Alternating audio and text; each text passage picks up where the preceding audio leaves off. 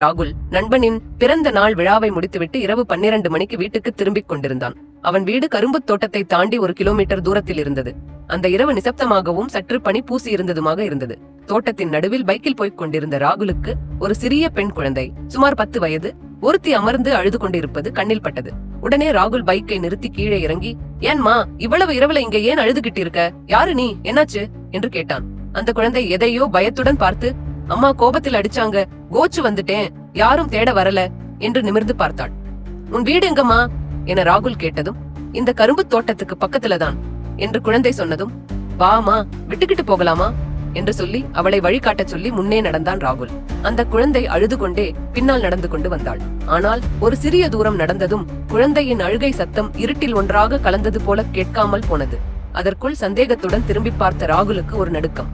அந்த குழந்தை இனிமேல் மனித வடிவத்தில் இல்லை. அவள் முகம் கோரமாக மாறி முடியெல்லாம் மேலே பறந்த நிலையில் நின்று கொண்டிருந்தாள். அதை பார்த்த ராகுல் உயிர் கையில் பிடித்துக் கொண்டு பைக்கை விட்டு ஓடி நேராக வீட்டுக்கே சென்றான். அடுத்த நாள் அந்த ஊரிலேயே ஒரு பெரியவரிடம் அந்த அனுபவத்தை பகிர்ந்தான். அவர்கள் அதை கேட்டதும் தலையாட்டி, அதனாலதான் அந்த இடம் மட்டும் இரவில யாரும் செல்ல மாட்டாங்க. பல வருடங்களுக்கு முன் ஒரு சிறுமி அம்மா அடித்ததற்காக கோபத்தில் வீட்டு பக்கம் இருந்த அந்த கிணற்றில் தற்கொலை செய்துகிட்டா. அதன் பிறகு அவள் ஆன்மா அந்த தோட்டத்திலேயே தங்கி இருக்குது என்றார். அதை கேட்ட ராகுல் மயல் போனது போல ஆனான். அந்த ஒரு இரவு அவனுடைய வாழ்க்கையையே மாற வைத்தது.